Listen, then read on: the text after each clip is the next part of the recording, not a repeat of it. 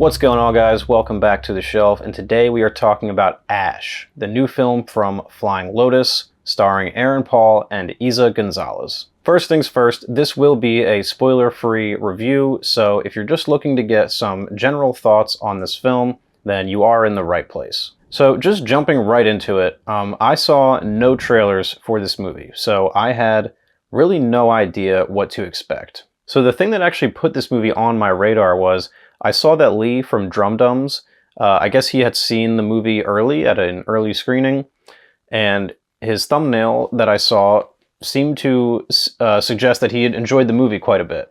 So I didn't actually watch his video, his review on it, but just his thumbnail, it seemed to suggest that he was pretty high on it. So that was really all I needed to go see it. So the first thing I will say about Ash is that it is a beautiful film. It's very gorgeous to look at. I couldn't find the exact budget online, but it doesn't seem like it was terribly high. But with that being said, I would also guess that a lot of the budget went to the visuals and the set design. The film is all set on this mysterious planet called Ash, and it features a lot of mind-bending cosmic activity. The skies are like lit up in these really crazy, mind-bending sort of visuals. The entire film is like bathed in this blue and red light, which brings to mind that sort of giallo association. There's also some effects towards the end that I won't spoil in detail, but I was very impressed with those as well. The other big standout of the film is the music. Director Flying Lotus is a musician first, before he became a filmmaker, so clearly he brought those musical talents to the forefront of his first theatrical film. The music has this really entrancing quality to it.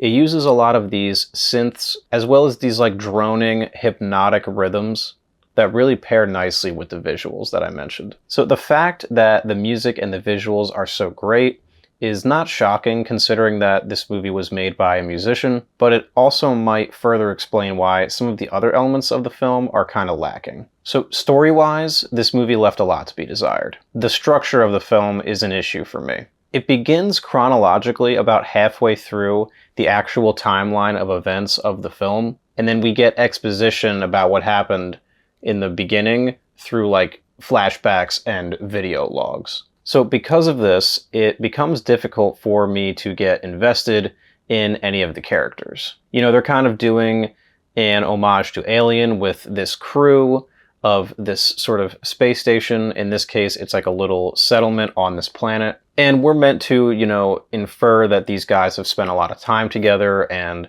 they have this bond. But in reality, we get very little time with them. And what little time we do get is hampered by the fact that because of the structure, we already know what's going to happen to them. So again, it just makes it hard to be invested. The film does seem to wear a lot of its influences on its sleeve.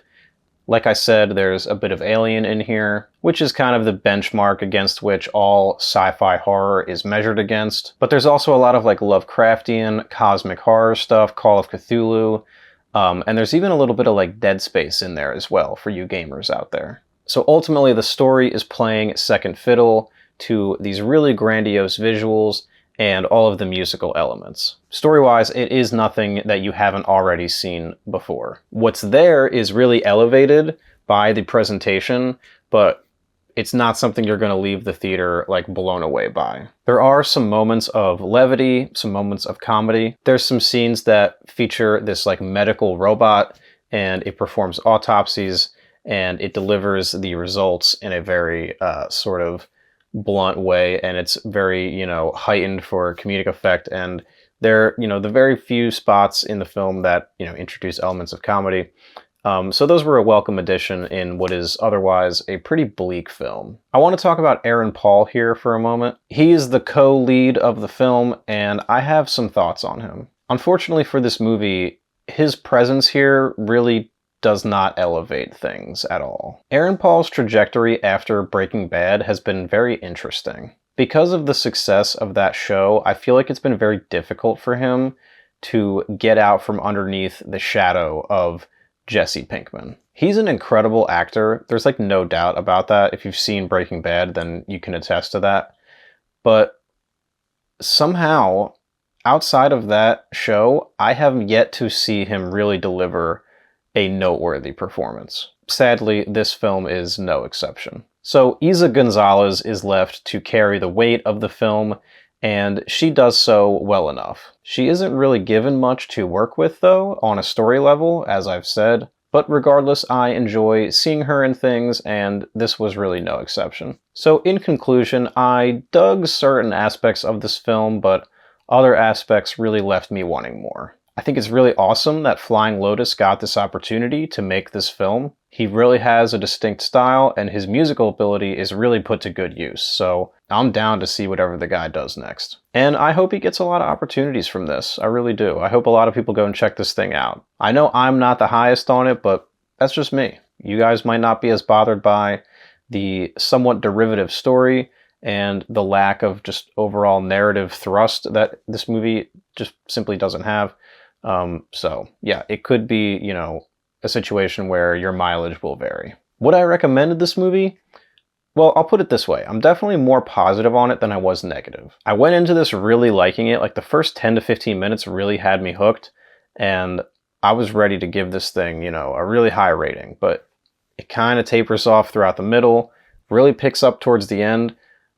So yeah, I really wanted to love this thing. I'll just say that. But yeah, anyway, if you want to support a cool sci-fi horror movie, definitely go check this thing out. What I will say though is that I do believe that Shudder picked this up for distribution, so it's very possible, very likely in fact, that this will be on Shudder within a few months or something like that. So if you can't justify a theater trip for this, it'll be on Shudder most likely.